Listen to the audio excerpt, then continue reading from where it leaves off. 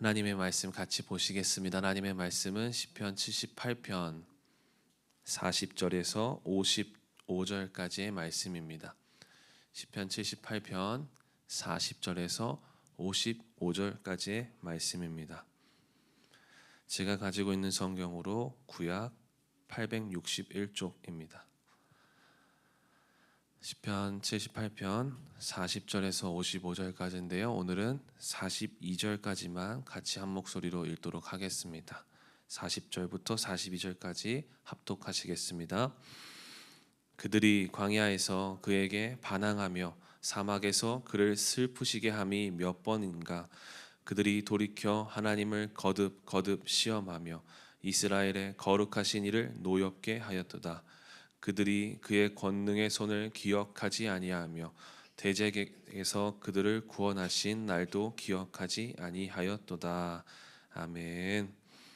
오늘은 시편 78편 40절에서 55절 말씀을 가지고 기억하라라는 제목으로 함께 말씀을 나누겠습니다. 남자들이 모여서 하는 이야기들이 있습니다. 큰 주제가 있는데요. 그 중에 몇 가지만 뽑으면 축구, 그리고 야구, 그리고 중요한 거죠. 군대입니다. 네. 남자들이 모이면 항상 이러한 주제로 이야기를 하곤 하는데요. 특별히 군대 이야기를 하면 군 생활하면서 힘들었던 이야기를 막 하면서 서로 이야기하면서 나 힘들었던 거 알아달라고 막 그렇게 이야기합니다. 군대에서 가장 힘든 부대가 어딘 줄 아십니까? 내가 나온 부대입니다. 내가 나온 부대가 가장 힘든 부대입니다. 뭐 전방에 있든 후방에 있든 상관하지 않고 내가 나온 부대가 힘들다. 네. 여러분, 힘듦이라는 것은 어제 목사님도 말씀해 주셨지만 고난이라는 것은 기준이 없습니다. 내가 닥친 고난이 가장 힘든 겁니다.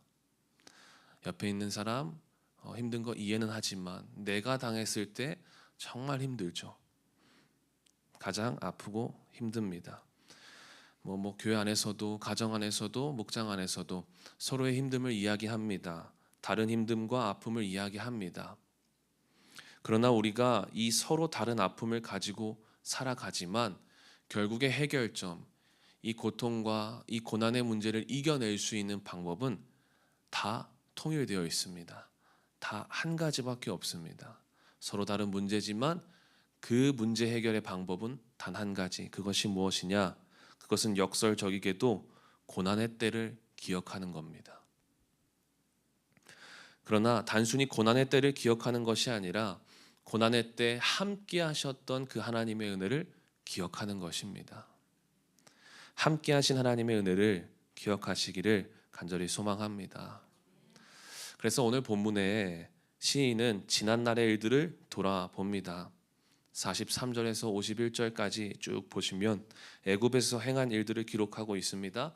44절에 강물을 피로 바꾸셨고, 45절에 파리떼를 보내셨고 개구리떼를 보내셨고, 46절에 메뚜기 떼를 보내셔서 농작물을 먹게 하셨고, 47절에 우박이 내리고 서리가 생겼습니다.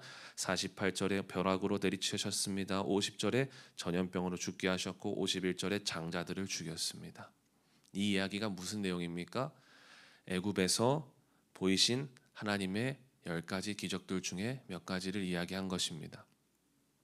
즉 노예로 고통스러웠던 그 애굽 땅에서 주님을 찾을 때 주님께서 응답하시고 하나님께서 일하셨던 그 기적을 지금 기억하는 것입니다. 또한 52절 53절 말씀에 보니까 52절에 그가 자기 백성은 양같이 인도하여 내시고 광야에서 양떼같이 지도하셨도다. 53절에 그들을 완전히 인도하시니 그들은 두려움이 없었으나 그들의 원수는 바다에 빠졌도다. 구출해 주시고 끝난 것이 아니라 광야에서 인도해 주셨습니다. 뒤쫓아오는 애굽의 병사를 홍해에 다 수장시키셨습니다. 그런데 문제가 있었죠. 40절 말씀, 오늘 첫 번째 절 말씀을 보니까 이렇게 이야기합니다. 돌이켜보니 그 광야에서 얼마나 하나님을 우리가 슬프게 했습니까? 이스라엘 백성들 하나님 앞에 광야에서 인도하심을 받았음에도 불구하고 그 광야에서 하나님의 마음을 슬프게 했다.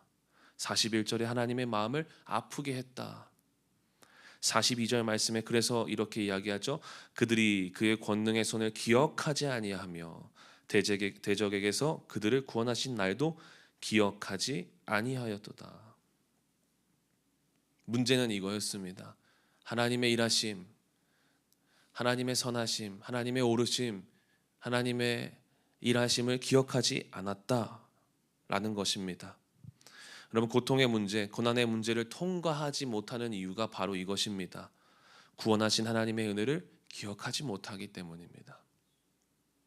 죄의 문제, 사망의 문제에서 구원받았음에도 불구하고 여전히 고통으로, 고난으로 살아가는 이유가 무엇입니까?